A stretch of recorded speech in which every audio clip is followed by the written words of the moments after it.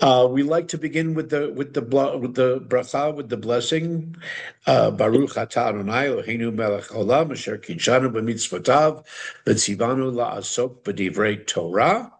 We are grateful to the Eternal One who sanctifies us and invites us to immerse ourselves and study words of Torah. That's Torah in its most general sense of Jewish study and Jewish learning. So we will probably be saying this a number of times in a number of different ways. My thought was that we would spend some time here between, originally it was supposed to be only between Passover and Shavuot. And the other day was Lag BaOmer, the 33rd day of the counting of the Omer. But in the 7 weeks that occur between Passover and Shavuot, and it's traditional to do extra study of Jewish text during those weeks. So I wanted to look at not only the literature that's called Pirkei Avot, and I'll do some explanation also. But then on the third time that we're together is look at, rather than what's referred to as the in its most serious sense, the wisdom of the ancestors, but then they're also the wisdom of the wise men of Chelm, which is a collection of cutesy stories like the Shalom Aleichem kind of stories on which Tevye and Fiddler on the Roof, and which that is based, if you're not necessarily that familiar with it. So the first 2 weeks we'll be doing some serious may not be the right word, but some intensive look at traditional text, and then the third time, hi Chris, and then the third time that we get together at the end of the month, which will actually be after Shavuot. But when we do get together, we'll look at some of those stories of the wise men and women, incidentally, the wise men and women of Chelm. So I have to give this background, pardon me, I have to give this background of the material that we're going to be starting with. And hopefully you're able to access the attachments. So we don't need to get to them yet. And if you can't access this, we'll still be reading it. But let me begin with a quick, hopefully only about 5 or 6 minute overview of Jewish rabbinic literature, if you will. Of course, we start with the Torah. We start with the five books of Moses, which is, for all intents and purposes, a history document. And I think everybody knows that the interpretation is that there are 613 mitzvot, or 613 sanctified laws, commandments from God, that are in the Torah. The problem is that because it's a history document, all of those mitzvot, all of those laws are not found in the Bible or in the Torah in any kind of formal order. So within the same chapter or Torah portion or story, you may find, here's one particular law about the offering the sacrifices, and then another one about the Sabbath, and then another one about don't mix milk and meat, and there's no order. Okay. But the Torah, as it was handed down as an oral document for generations, was still studied that way until a little more, about 2,500, 2,600 years ago. And at that point, they started realizing that for a number of reasons, but for our purposes, simply that they needed to have a more systematic approach to understanding Jewish law and understanding the mitzvot, and the difference between the actual wording, because you all know enough from the Torah, and God said to Moses, speak to the children of Israel and tell them to do this or not to do that. Okay, command them to do this, whether it's the 10 commandments or any of the 603 others. Okay, they're all commandments, but there's no interpretation, there's no explanation. So as the people, as the society developed, as they lived in different places, as they were subject to the culture conflict with other peoples and other kingdoms that occupied them, whatever it might be, the necessity became very obvious, not only to be able to approach all of these laws, the commandments, in a systemized way, but also to start adding some explanation, because we didn't really know what all of this meant.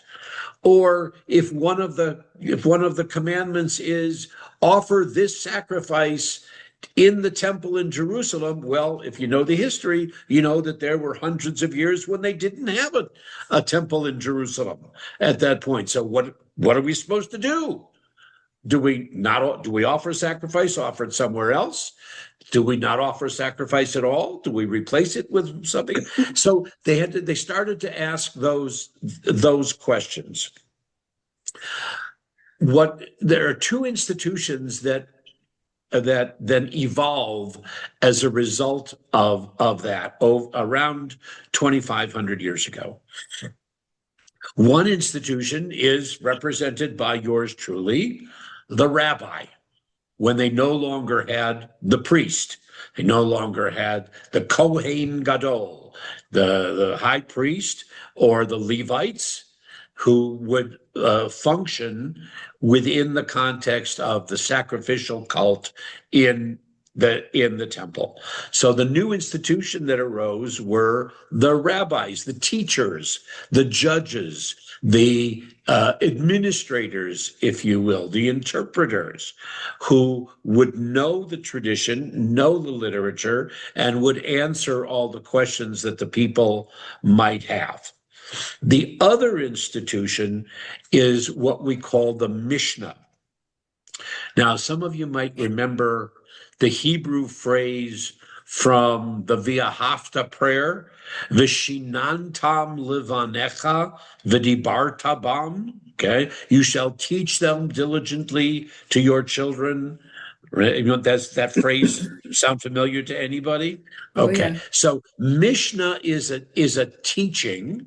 It comes from another Hebrew word you might know, which is shnayim or sheni, which is number two, or a revision, to revise, to repeat it over and over and over, which in ancient pedagogy was the best way to teach, was just to repeat and repeat and repeat, and then the student would regurgitate. It's all repeating and repeating it. So that's why they called it the Mishnah. There were various attempts at coming up with the Mishnah as a way of taking those 613 mitzvot, 613 commandments, and starting to put them in a systematic order. Okay? With a quotation. This is what the Torah said, this is what the commandment was, and this is the way that we understand it in our day, hundreds of years after the Torah was given and even written down for the first time. Okay. What happens later on, because we're Jews, is this one starts criticizing, and this one starts complaining, and this one starts suggesting, and this one starts asking a different question about it, and whatever. And all of that discussion and debate about what was really meant in the Mishnah, if not even in the Torah, over the next 300, 400, 500 years, all of that is written down as what we call the Gemara, which comes from an Aramaic word that means to finish, but was also used to mean to teach. So you have the Mishnah and the Gemara, and when they're put together and published together, that's what's called Talmud. So that's the collection of Jewish law. The Mishnah, which is a systematic ordering of all of the laws from the Torah, not the history, not all the narratives, not all the stories about coming out of Exodus, coming out of Egypt and going into this and whatever. That's not there. Just the legal literature, and then the interpretation, but then all the legends and lore that build onto it over hundreds of years. That's Talmud. Okay. For those who are interested, the Mishnah has 6, they're called orders or sedarim. You remember the word seder from Passover? So there are 6 orders.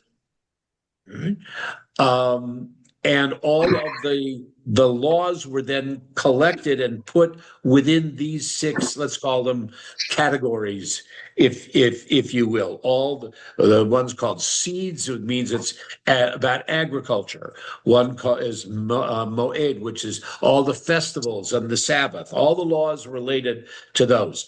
Another one is Nizikin, which we would probably translate as torts and damages. Okay. Another one is Tahorot, is all of the things that have to do with ritual purity. Another one is Kedoshim, that means all of the holy things, mostly that went on, what was going on in the temple. And then, believe it or not, there's one of the 6 orders that just in and of itself is called women. Okay, that's all the laws. That's all the laws of marriage and divorce and family life and things like that. Really, in the Torah, that's only like 4 or 5 sentences. But by the time you get it to the Mishnah, it's an entire order, which would be 1 volume. And then by the time the Gemara is added on, it becomes a huge, think of an encyclopedia in our day, think of Encyclopedia Britannica or World Book, right? And that's what the Talmud would look like on your bookshelf. What was the second category? I didn't do them in the correct order. The correct order is agriculture, holiday festivals, holidays, women, torts and damages, holy things, and laws of purity. Okay, those are the 6 in the correct order. Okay. All right. Then in each of those orders, there are now smaller divisions, if you will. And one of the smaller volumes, I'm running out of English terms here, but one of the smaller volumes in one of those 6 is called Avot, spelled in English letters A-V-O-T. In Hebrew, Avot means fathers or ancestors. Okay? It is the only one in the entire Talmud that does not have a Gemara.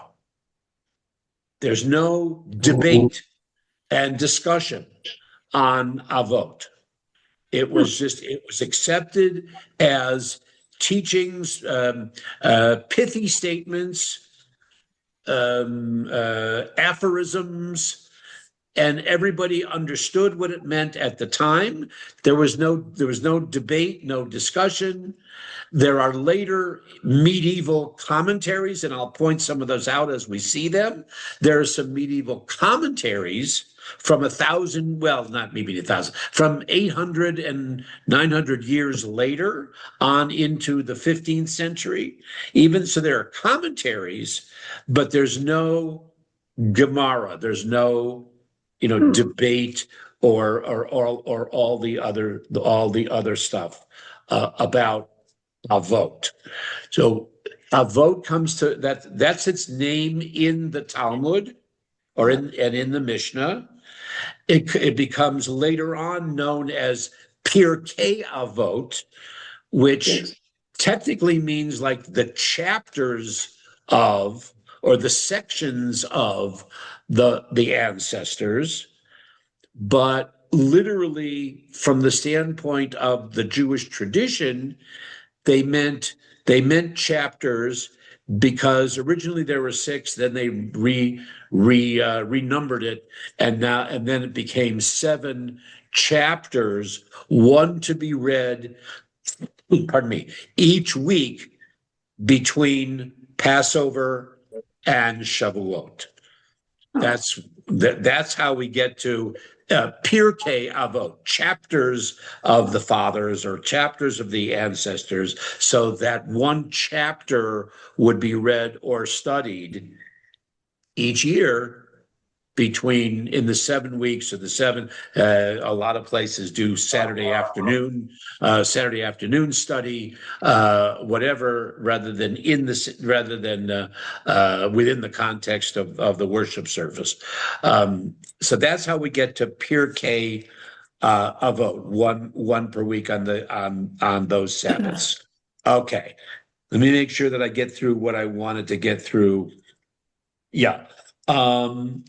So we talked about Mishnah, meaning teaching.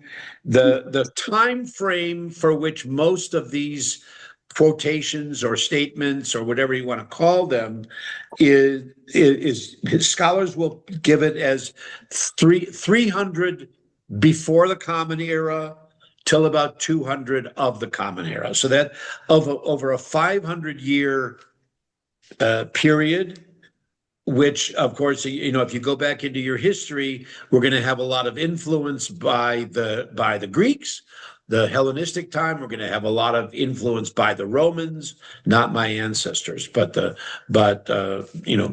crazy ones. And then there were a number of different attempts, as I said, to put these together. The one that wound up being the most authoritative, on which all of our tradition, as everything is based, was edited by a rabbi named Yehuda HaNasi, Judah the Prince.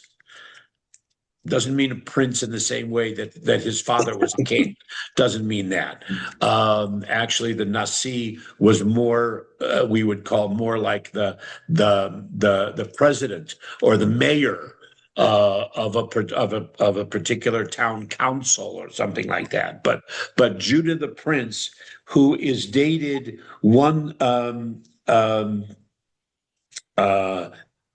somewhere in the late 2nd century, somewhere in the 160, 170 of the common era, is probably when he made this his collection of the Mishnah.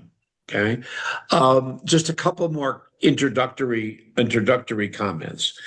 Not only is Pirkei Avot, or the ethics of the fathers or the ancestors, however you want to translate it, not only is it different because it doesn't have it has commentary, but it doesn't have the debate and the discussion, which is the Gemara, the other part of the Talmud.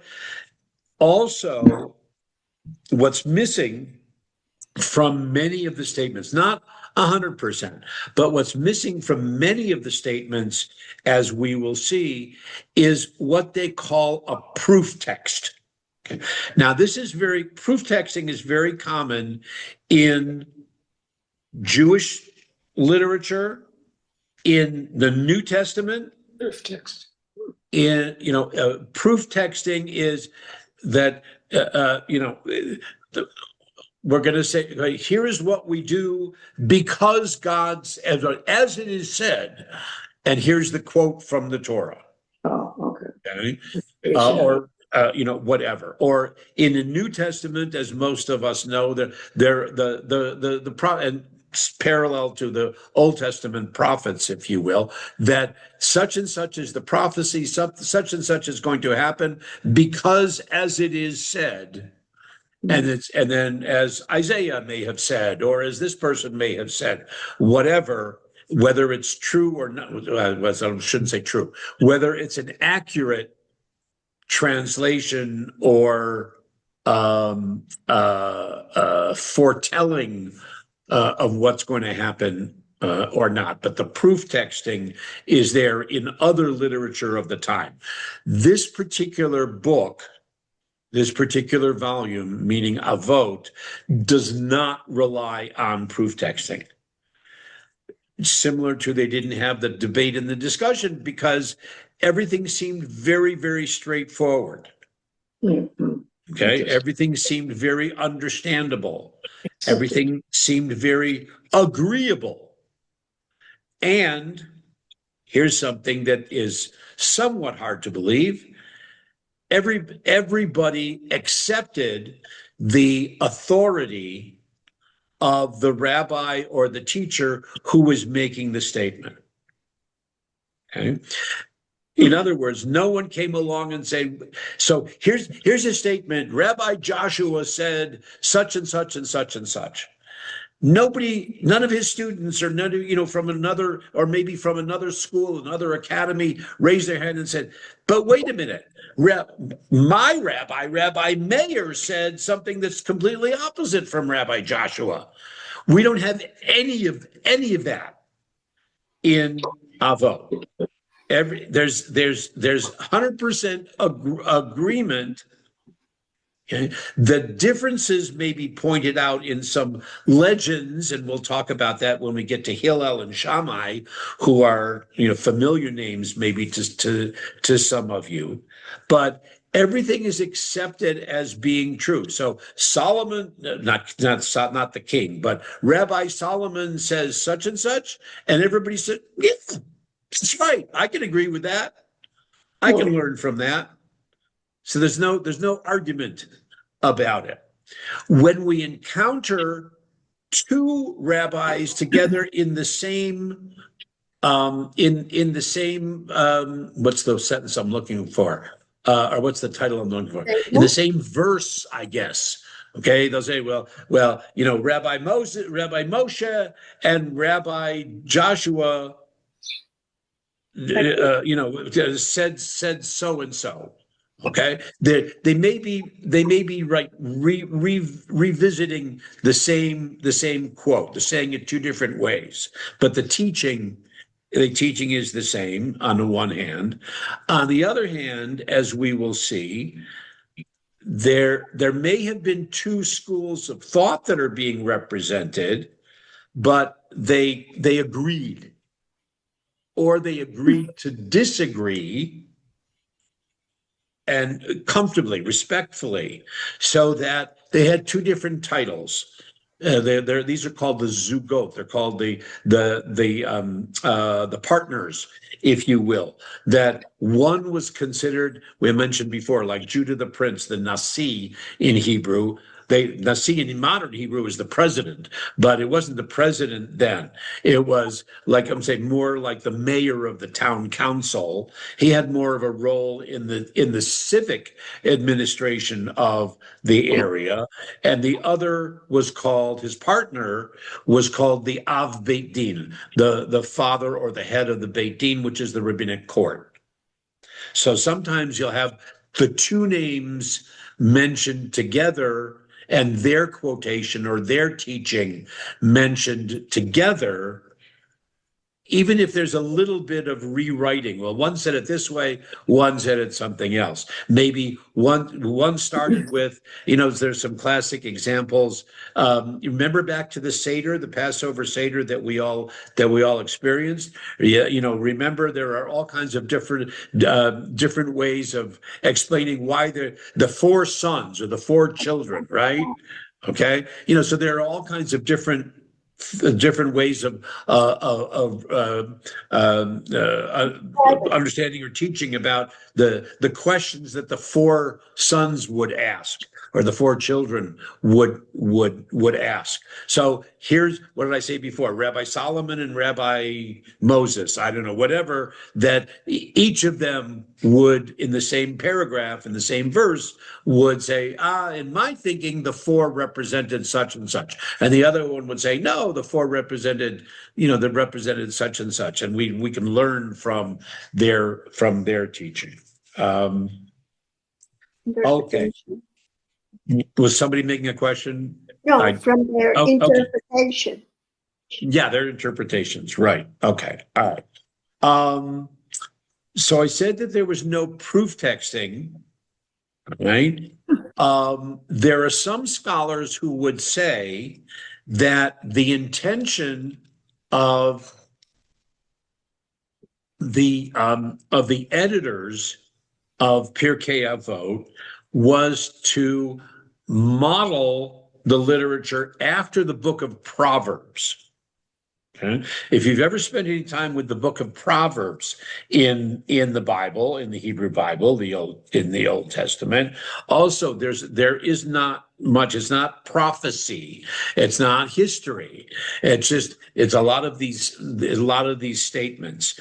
And so there are some of the scholars, not all, but some of the scholars who would say that Avot was an attempt to not rewrite, but to, I guess I could use this term, reform the book of Proverbs into what for them was much more modern, several hundred years later, but to follow the same kind of pattern.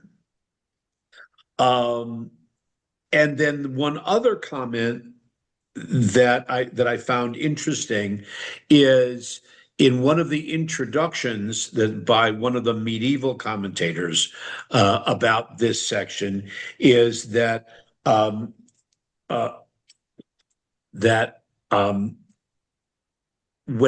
we see that so many of the statements, not all, but so many of these statements would fall under the category of what we call ethics, and that's why you'll frequently see this book referred to as Ethics of the Fathers, or ethics kind of thing, not just chapters.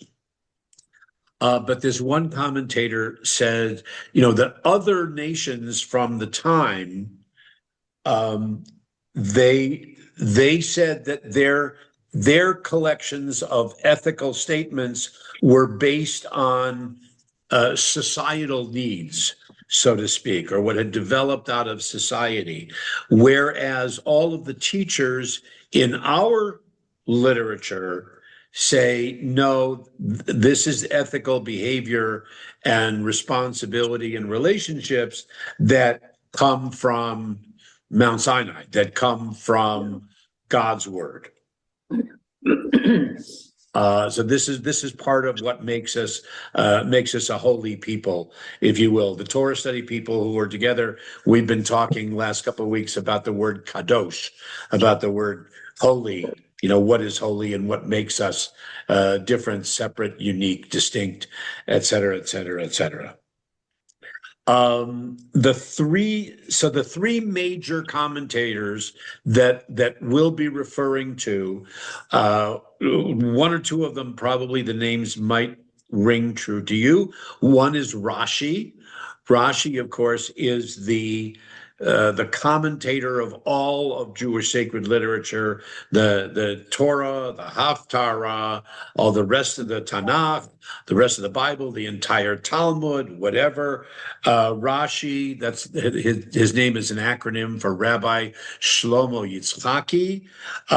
His dates are 1040 to 1105.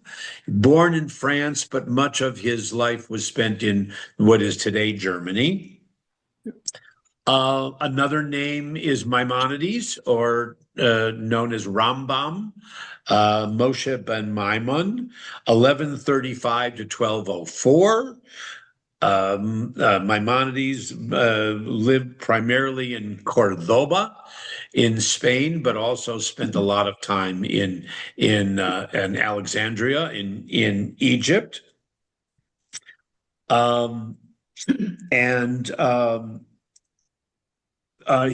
Maimonides' feeling is that this book was written primarily as a guideline for the judicial system, for judges, as opposed to being written for the common person, that it was written for judges. He stands out with that. Not everyone seems to agree.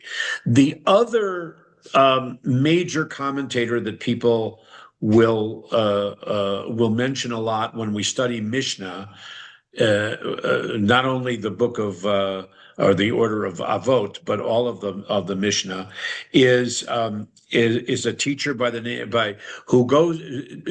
name of Bartanaro or Bartaniro, is in Italy in the 15th century. Who lived many years in Italy, and then made Aliyah, and lived and then died in Jerusalem. But Bartanaro is considered the premier commentator on the Mishnah. So those, if you pick up any particular volume or collection about Avot, the three. Other than much more modern, but the three classical commentators on the three are on Avot are Rashi, then Maimonides, Rambam, and then Bartanaro. Okay. All right. That wasn't 5-6 minutes, Rabbi. I'm sorry. What are you going to do? All right. There is one tradition that before you begin, we mentioned we had the bracha, we had the blessing of studying Torah in its general sense. There's also another statement that is traditionally read or recited by some communities, not all, but by some communities when you start to read Avot, the chapters of the ancestors, ethics of the fathers, whatever phrase you want to use. And it raises an interesting question. So before we even get to the text, I was gonna have this written out, and then frankly, and given what we went through last week with Lynn, I completely forgot about it. Is that each Jew, all right, Kol Yisrael in Hebrew, each Jew is entitled to a section, meaning a perek, but here it's interpreted as an inheritance in the world, Olam Haba, in the world to come.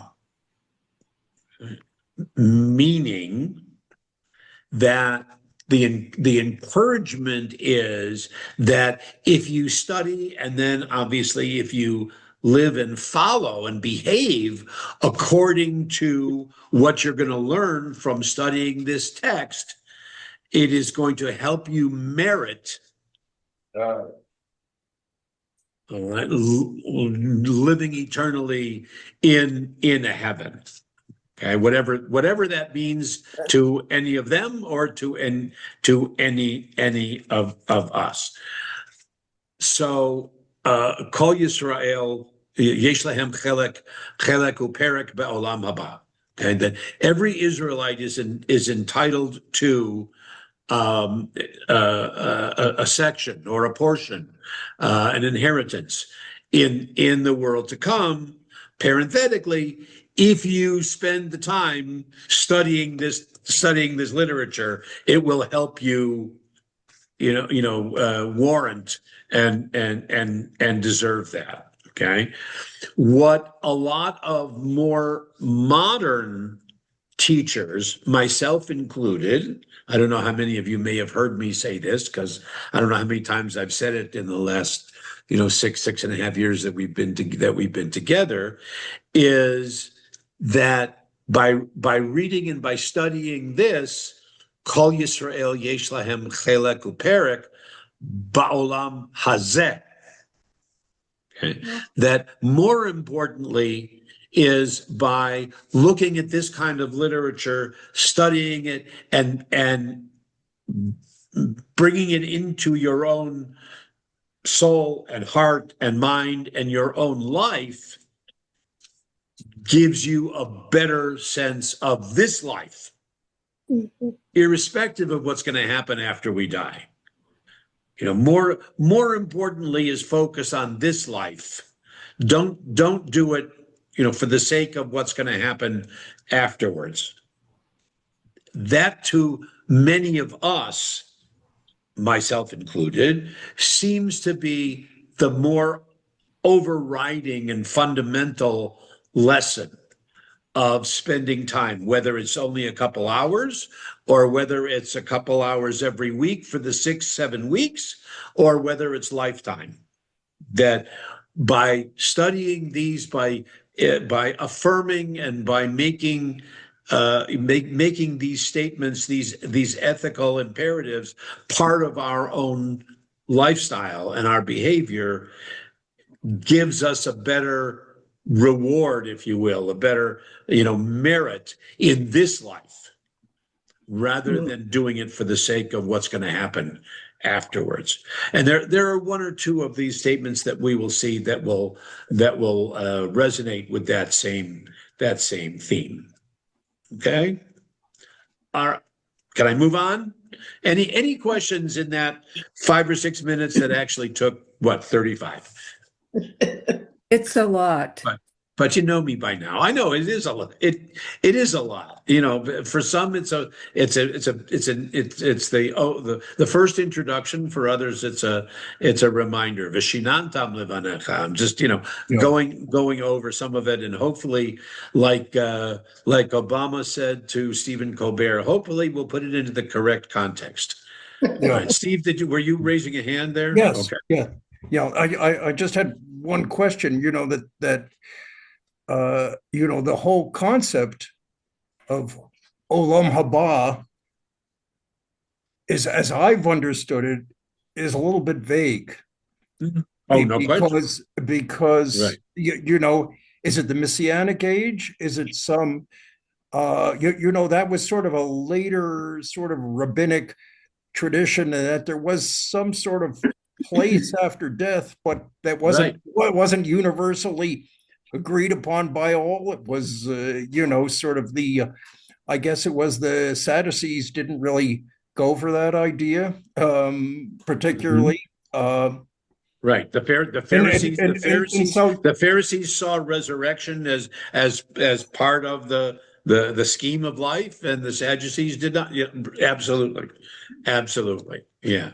Yes. So just when they're referring to Olam Haba, is that sort of you know, confirming that sort of viewpoint that you know, the you know, the rabbis who collectively came up with Pirkei Avot, they were more as I said with it. Yeah, as I said earlier, and again using that word context, okay, at the time that it's written, there was a general understanding of when we said that, you know, today, not necessarily the Jewish world, but the large, we'd say, well, there's a heaven and there's a hell. But whether that's a physical place or whether that's a state of mind, whether that's our full bodies go somewhere or whatever, that's up to individual determination. But most of us culturally say, okay, something is going to happen after we die, and for lack of any other term, we're going to call it either heaven or hell, and we're hoping that we will all wind up in the former rather than the latter. Okay, just like they had Olam Haba in the world to come, but no one has ever visited it and can come back and describe it. Not right. Right? Okay. So they use the term. I'm sure that some of them tried to give definition, but the understanding was that each individual or each community, would be able to relate to that concept however they wanted to. There's Yerushalayim Shel Mala, Yerushalayim Shel Mata. There's the earthly Jerusalem. There's the heavenly Jerusalem. Yeah, right. And I don't know. Okay. All right. So the last thing that we need to say is actually the first. If you notice, if you can pull up, or if you print it out, or whatever it is, what Stacy and I got for you, that's selected. It's not every individual section, and we'll be looking at some of them.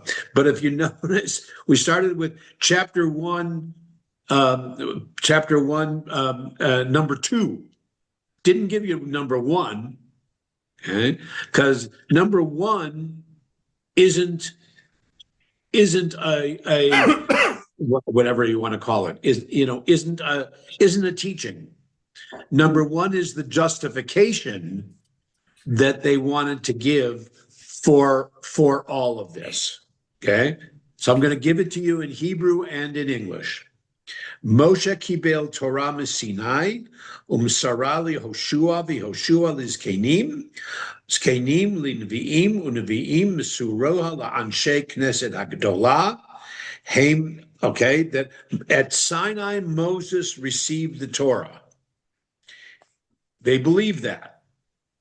They were committed to that. Moses received the Torah at Sinai, handed it over to Joshua, who handed it over to the elders. Okay, now that's, some people say those are, if you remember in the Torah, that Moses, actually Jethro was the one who told Moses to appoint 70 elders. Okay, we're not really sure if they meant those elders, or if they meant elders who are the leaders of the town, if you will. And then the elders who handed it over to the prophets, who in turn handed it over to the men of the great assembly, Anshe Gedolah, Anshe Knesset Gedolah. Now, if you know the history, the great assembly is not the Sanhedrin. The Sanhedrin comes much later. The Great Assembly was the institution that Ezra and Nehemiah founded when the children of Israel were coming, or at least those that chose to, were coming back from the Babylonian exile and coming back to the Promised Land. They established this, what was called the Knesset Hagdolah, the Great Assembly. Sanhedrin comes later. Okay. Then this introductory statement, first there's the history giving justification. Okay. Then they said, the latter said, that's Anshe Knesset Hagdolah.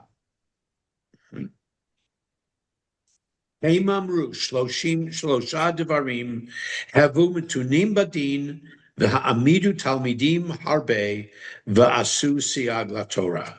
They said 3 things: be deliberate in judgment. Like I said, that the feeling of Bartanora was that this document was supposed to be for the judges, right? Be deliberate in judgment, raise up many disciples. In other words, teach the next generation and more of how to follow these ethical statements, and make a fence around the Torah. In our modern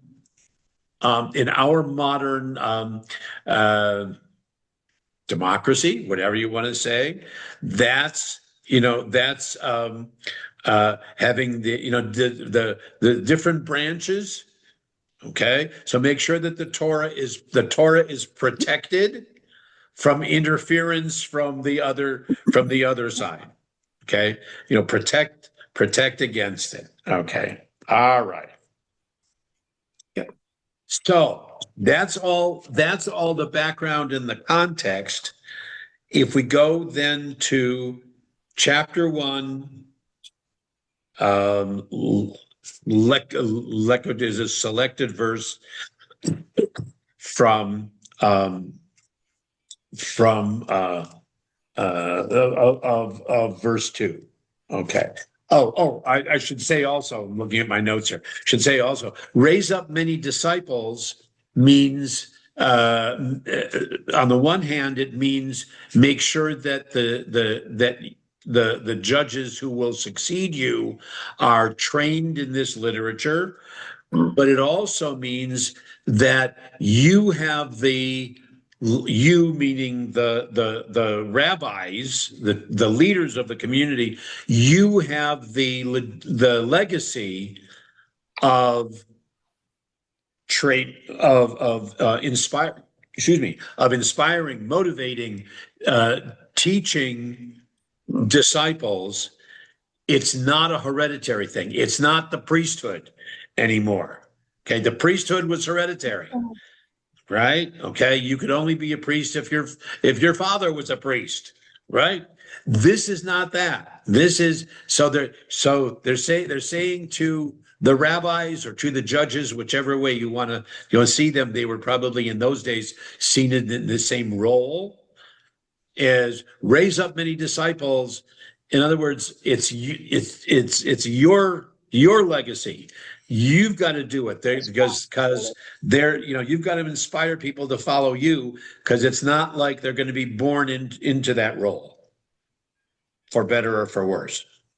Because there are some people, whether you go back to the Sadducees and the Pharisees, there are some people that wanted the priesthood to continue as a caste system and as a cult, and there are some people that said, no, we need to have this more democratic, and et cetera, et cetera, et cetera. Okay. All right. So chapter 1, verse 2 is what's circled here at the top, attributed to Simon the Just.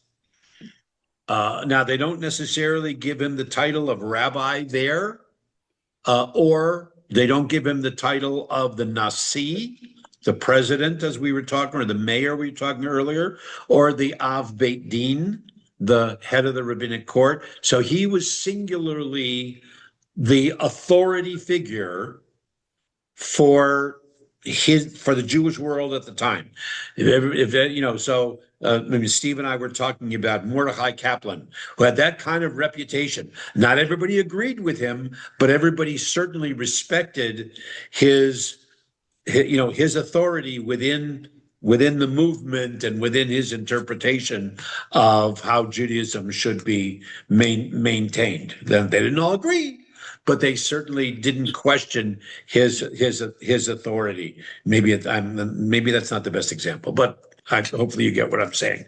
Shimon HaTzadik was Simon the Just, and I think almost anybody who's been to services or listened to Israeli music over the last 40 years knows this phrase: the world is sustained by three things: by Torah, by worship, and by loving deeds. Right? Okay. Yep. Now, just to get our juices going,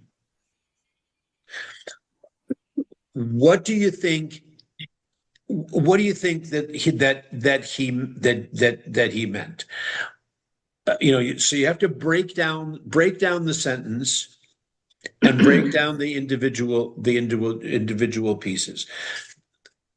The Hebrew is, and Steve, feel free, or anybody else who has the Hebrew background, if you want to challenge this translation, okay, because the way we know it is al shlosha devarim ha'olam omed, that the world stands on the Torah, on three things. Okay, is there a difference between standing and the world exists because of three things, three ideals in the world that we all must strive for?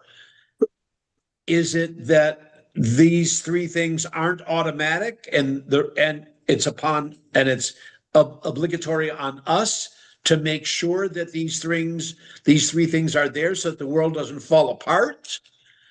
How do you so that's where we start. How do you understand what Simon the Just and the people who, the editors, Judah the Prince, whatever, they chose that one to be the first one, the first teaching. Once they justified their ability to be, the inheritors of Torah, and the teachers and the legacy of. So, why did they choose this phrase to be the absolute first one? Yeah. Go ahead, Steve. Go ahead. Yeah. Well, it's a one way of expressing a theme that's very recurrent and expressed in many different ways. The Torah, first of all, in this instant, is referring to study. Study is very important, but is study everything? No, because you also have to apply what you're studying. And how do you apply it? Well, there is also Incidentally, avodah. you're anticipating in that phrase, you're anticipating one that we're going to encounter like in verses 12 and 13. But go ahead. No, okay. But anyway, so Torah, in the narrow sense, means the 5 books of Moses, but in the more broad sense is always referring to study in general. And study is very important. Study is a very good thing, but it's not everything. And this emphasizes that, well, what are the other things that are really necessary? Well, there is also worship, okay, which means you have to for me it doesn't necessarily mean strict adherence to ritual in laying tefillin, but it means realizing what your place is in the world, and that there is a God also, and those two things are not yet all of it, because there is still Gemilut Chasadim is, it's also very important to be a mensch and treat other people the right way. And, see yourself as, obliged to do things for others. So, these are all, say it just reminds us that it's not enough just to be a Talmid Chacham. It's not enough to be studying and knowing all the stuff. You have to put it into practice, and there are different ways to do that. It's the three-legged stool, right? And what happens if you pull one away? It falls. Yeah, it doesn't stand anymore. So it has to be all three. But the three are each. I mean, and this is not Rabbi Roman coming up with anything, greatly innovative and creative, but each of those three is an independent leg. Right. But right. Okay. It's not like they're tied. They have to be tied together. They can each be an independent. All right. And who else wants to come in here? How else do you, okay, John, then Judith, please. I guess I see the broad the broad definition of the Torah as being the foundation upon which we begin to build our lives and conduct our lives. Is that a fair assessment? Well, of course it is. If that's the way it means to you, of course it is. I mean, Torah comes from the Hebrew root that means teaching or guide. So absolutely. I'm going to have to, unfortunately, just as it gets good, I'm going to have to say I'm sorry and leave. I have a commitment I've got to go deal Okay, with. no, that's all right. If not Good. before, we'll see you next week. Hope so. Okay. I'm confused. Are we going to go to different legs? Because the one I heard was truth, justice, and peace. So are we going to talk about more legs? Yeah. Well, Okay. or is it is more legs or is it a different stool? Yeah, exactly. Yeah. Right. Yeah, there are, and both of those phrases are included in this text. But I guess my question is why, since we know that there are others, why did they choose to put this one first? Also, the order that they're given is important. If you read it backwards, you'd say first is acts of piety, then the temple service, then the Torah. But it's written the other way.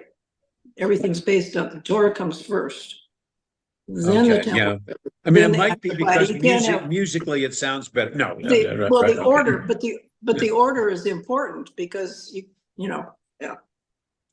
Well, again, and that I think that to a certain degree, that's what Steve was saying, is that Right. one leads to the other. Right. But you Right, can't have okay. just Where can I get that text? We may encounter it. It might be in here. No, are you reading from a text? I don't have Oh, anything to read. Yeah, there was an attachment Yeah.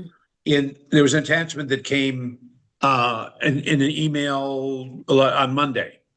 Okay, I didn't get that. I'll go back and look. Okay, let me know if you can't find it, I'll make sure that you get it. Okay. Okay, I'm sorry. Okay. All right. Well, okay. So we can go on. All right.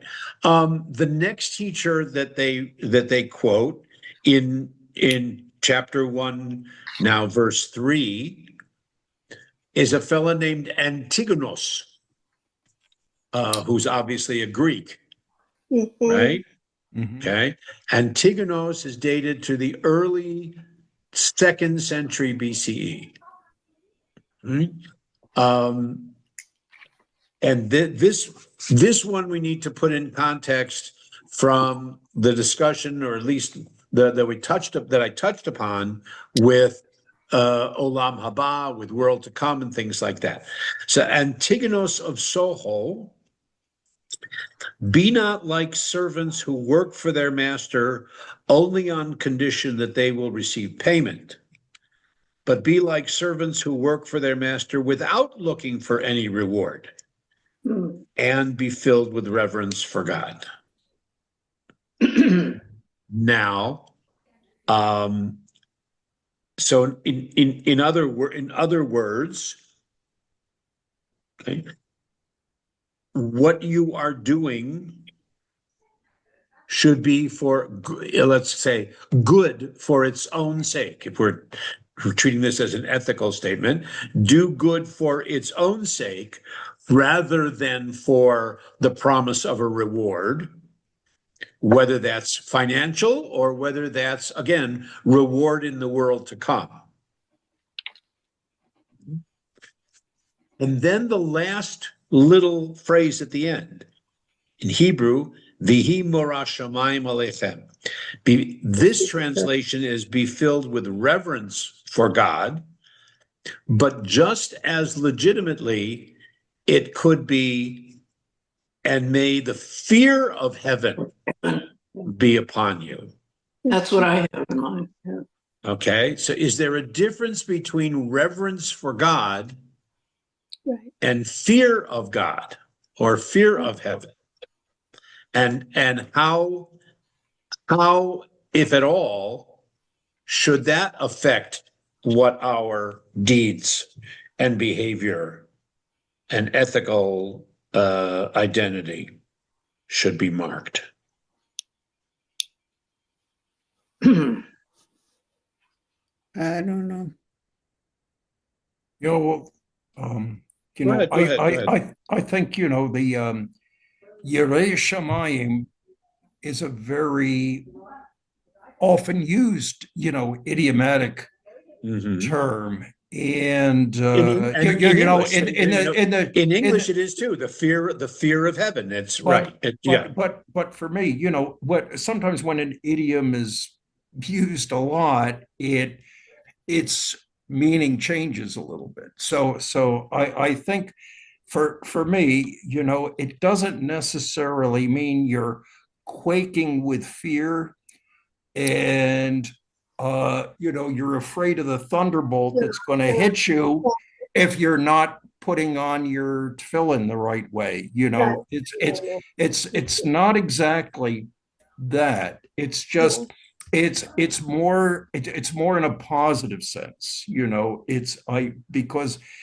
they're often the first part of the phrase here is it's emphasizing that, you know, you're not just being transactional here. You know, you're doing good because it's good. And the other side of that is you're not just doing good because you're afraid of the punishment if you don't do good. You know, it's not about being transactional about every action. It's doing what you should be doing, you know, for other people. That's the way society survives, you know, and the phraseology, which is a little, you know, it's traditional, it's archaic. You call it Yirei Shamayim, but for me, it's not. It's not really supposed to make you, you know, physically fearful.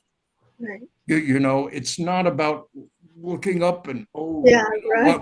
what sort of divine punishment is going to hit me because I'm not doing things right. You're doing it because it's the right thing to do. Yeah.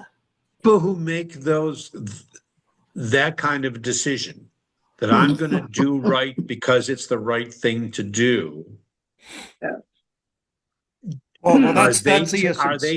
are they tempted to say, and God doesn't have anything to do with this?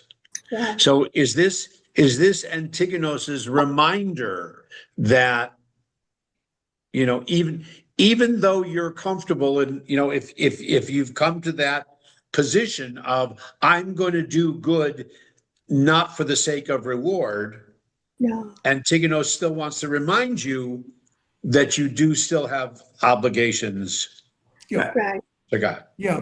It's Yeah, it's part of being quote unquote fearful of God, which is not really, Right. you know, it's not just fear. it's not It's fright. love. It's not fright. Right. It's love. Chris, go ahead. I know that you want. Chris, come in.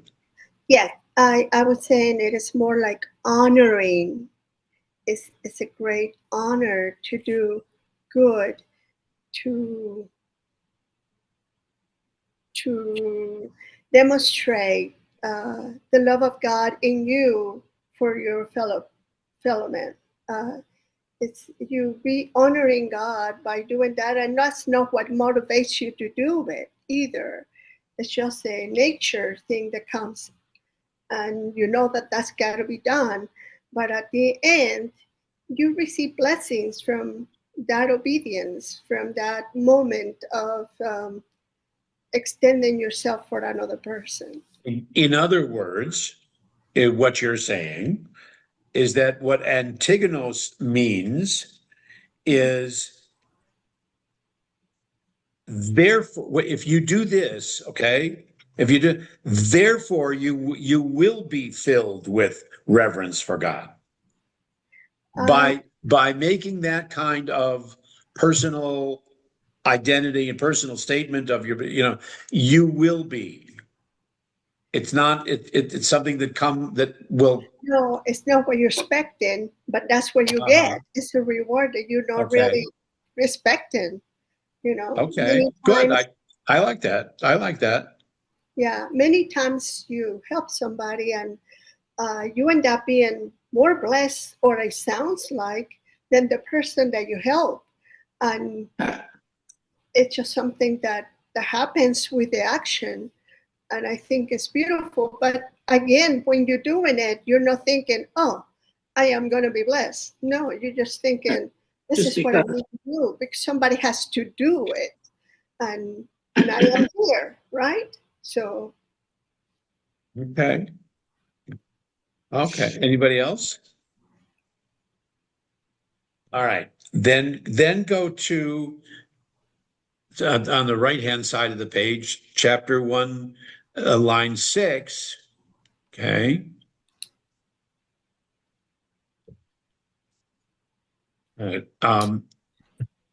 Now, here we're starting to see, I mentioned before that there are in some places in Avot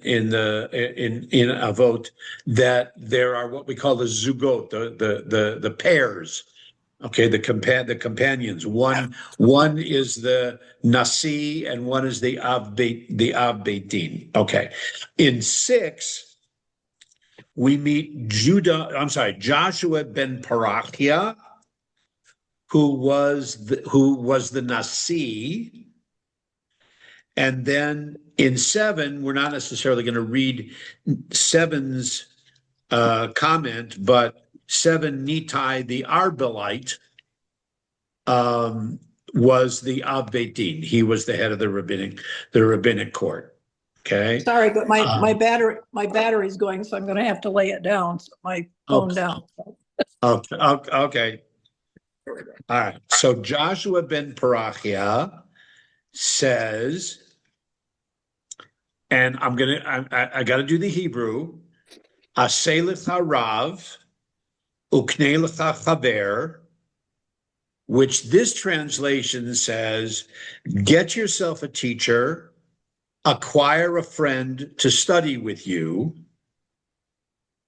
Then it goes on to another subject. Okay, we'll come back to that. That's ADHD.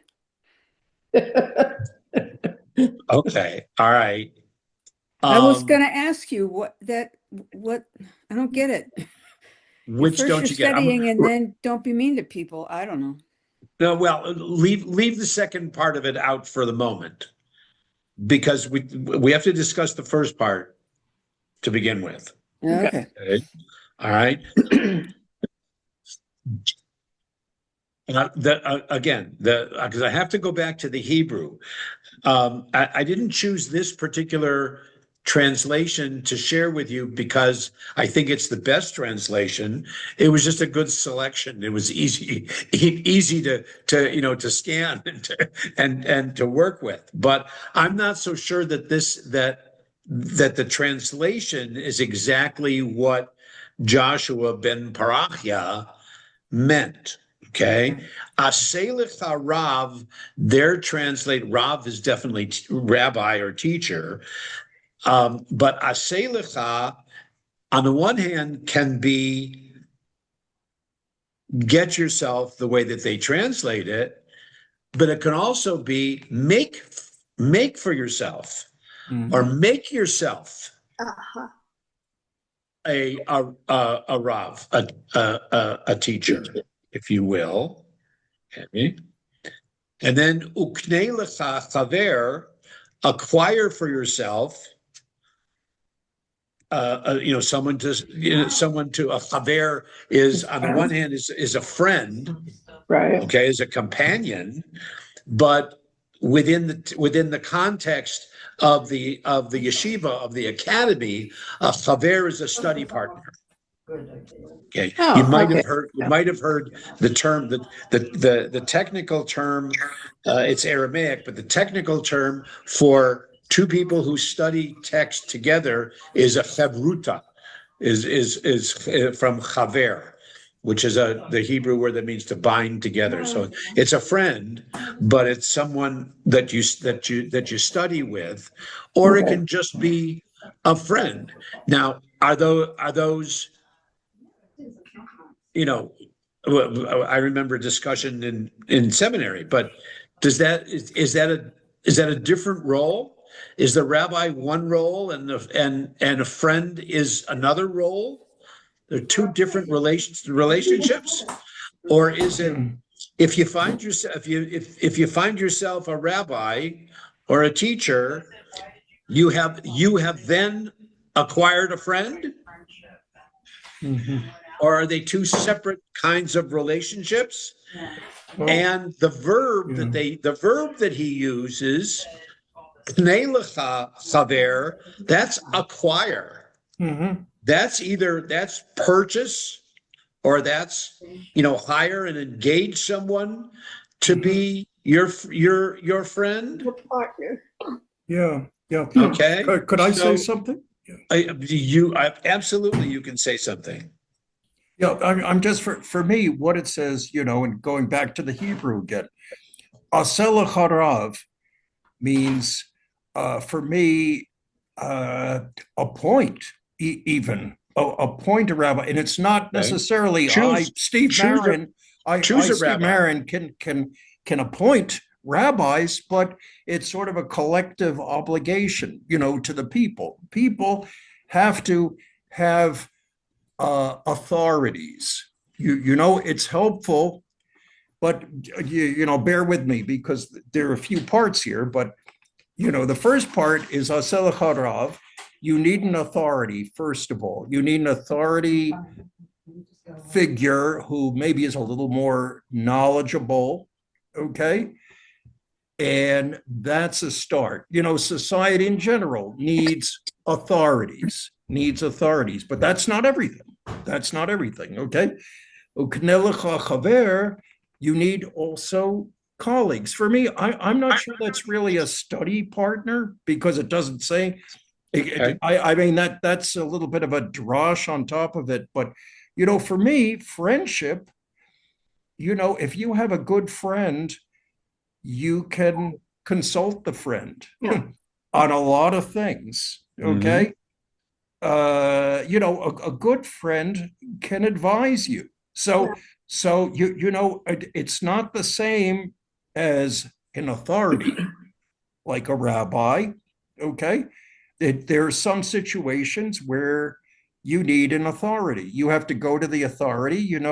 If you're sick, you go to an authority, which hopefully the doctor is, okay, and get an authoritative opinion. But there are also situations, and sometimes in the same situation, is it's helpful to seek the counsel of a colleague or a friend. Sure.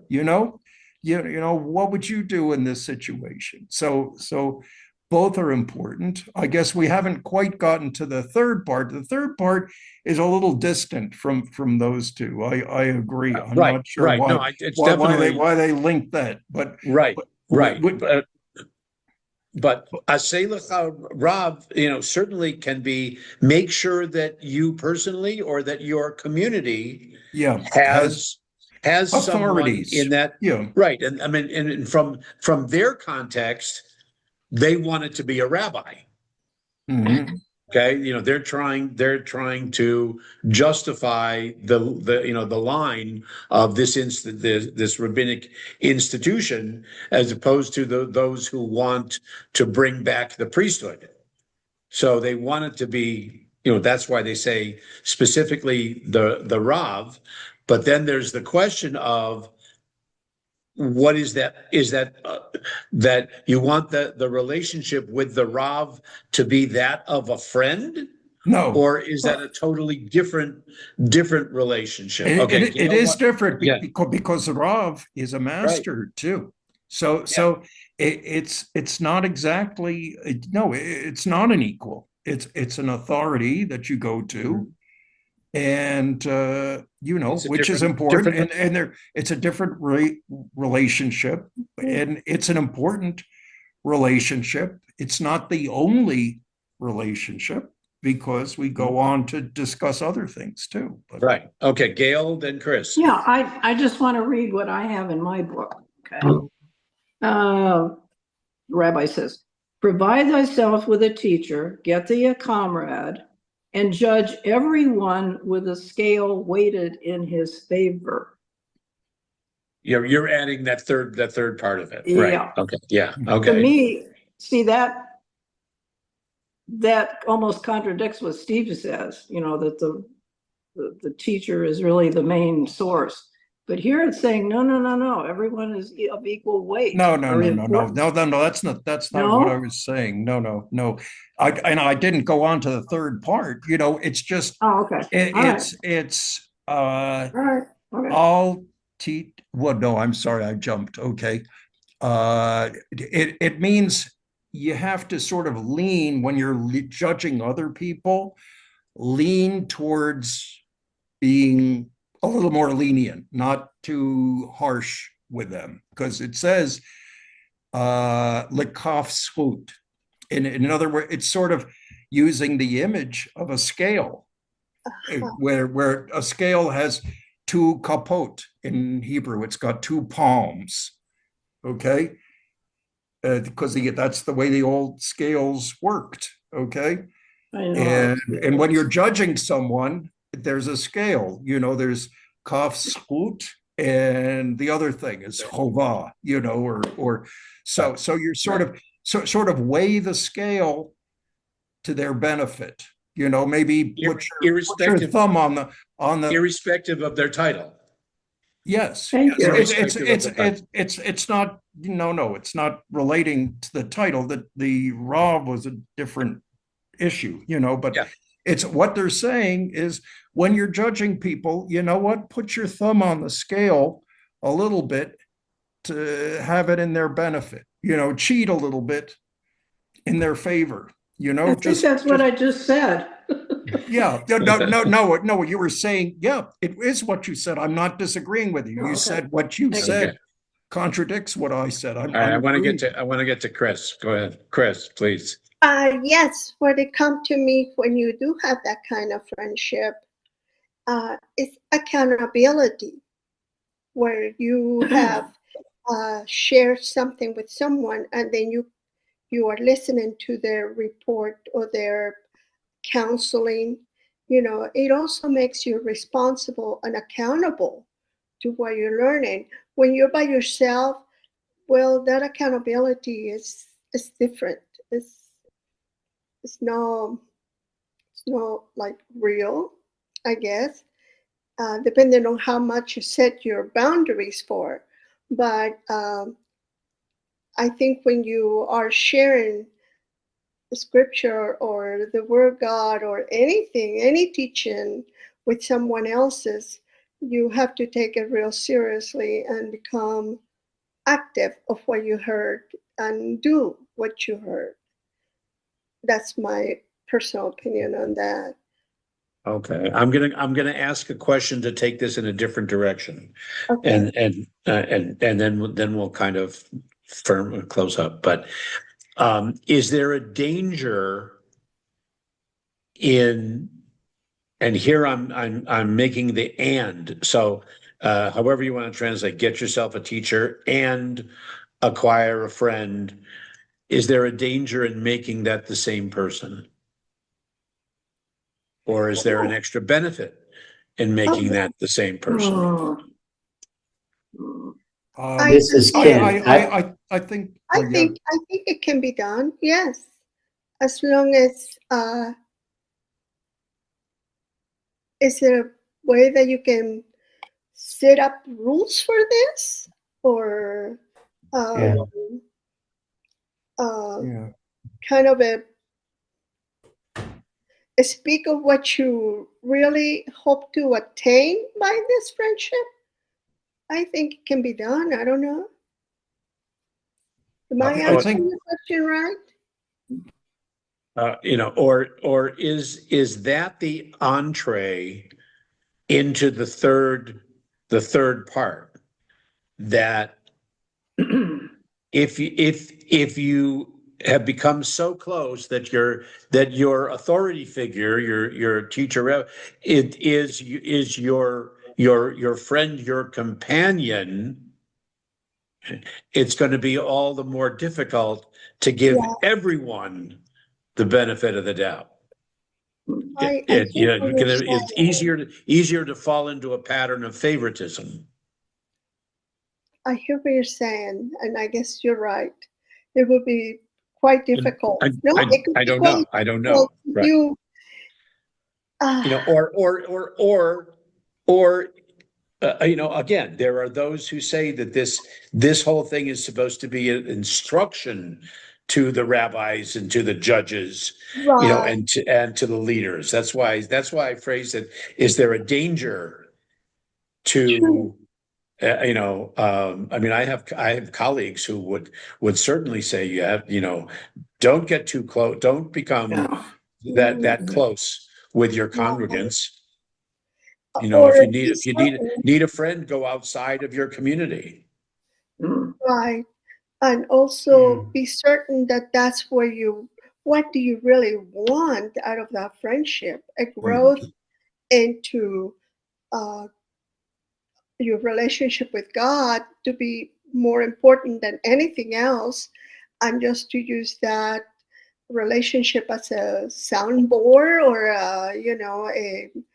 um, somebody to hear you, somebody that might even debate with you. What are you thinking or what are you saying?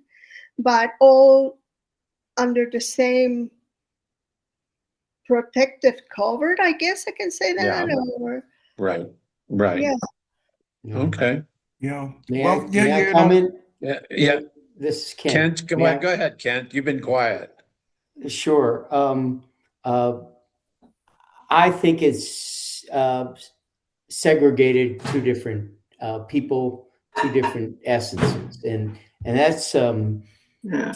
I mean, to have a teacher to lead through the Torah and the holy, the scriptures and the like is so important. And then it's not unlike what even we're studying, where we have to look at and to not just know, but to understand and then remember and then think about ways it's applied. That comes through discourse and different uh, different people from the instructor to think about things and to help each other. And that was my experience often through my education and in my PhD, where you had the instruction, then you left the room, and it's like, wow, what was he talking about? I mean, what? And then others would mhm, help, right? And not yeah. just in the liberal arts, but in quantitative methods and other things. It so I just see it as two different ones. And I think that's brilliant what he said and how he said it, and the dichotomy of the two. That's all. Okay. Mhm. Yeah. Okay. Go ahead. I guess. Go ahead, Steve. Go Yeah. ahead. Yeah. I guess you know the difficulty that I have with this is tying the third part to it. I do have an idea about it though. Go ahead. I because I think in general, with sayings, um, and it's been done by the Chinese similarly to the Chinese philosophers, but it's very nice to sort of put things into like a little nugget all together, and this is the you know the chapters of the fathers. It's all about how to be a mensch, basically, yeah, how to be being ethical is being a mensch. Okay, so they it tries to simplify and even maybe even oversimplify. So the first step is, okay, asel harav. So that is, you first of all you have to seek an authoritative opinion, Rob, because it is master. It doesn't imply a colleague or the same level. It's somebody else. It's somebody with a little more knowledge than yourself. Okay. And you also, Knelecha Chaver is also seeking a colleague, as Kent said, colleagues are important also. And it doesn't end with just the authoritative opinion.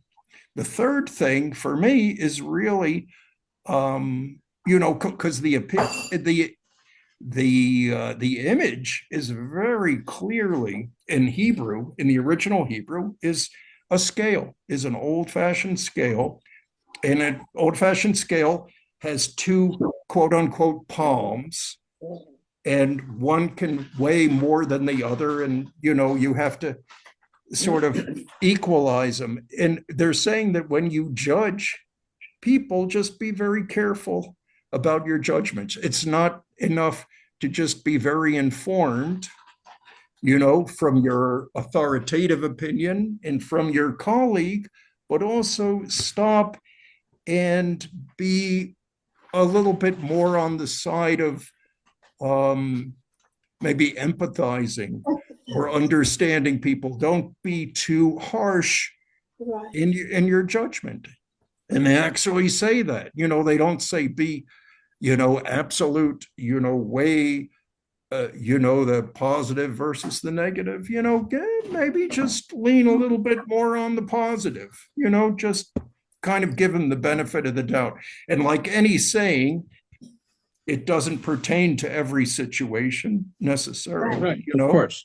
all of those things. There are situations where you do have to make a judgment based on the circumstances, and not just give everybody a break, but always remind yourself, I haven't been in this person's shoes. Maybe I have to back off a minute. Okay. And not be too harsh or not immediate in my judgments. Okay. All right. I'm going to jump in and bring this today to a close. I did want to get the exact quote, although hopefully we will get to it next week. That would certainly be the plan. But what Judith was asking about earlier is the other quote about the world standing on three things comes from several generations later. It's a different Shimon, not Shimon HaTzadik, but this is Shimon, the son of Gamliel. Okay, he said, the world stands on three things: on truth, on judgment, and on peace. That's the other one. Okay, now the question is that contrary to, or is that just reaffirming? Saying a little bit later, it's chapter 1, verse 18 is his, if you actually want to look it up. Okay, and that is one of the ones, incidentally, that also has a proof text with it. We will continue next week with Hillel and Shammai.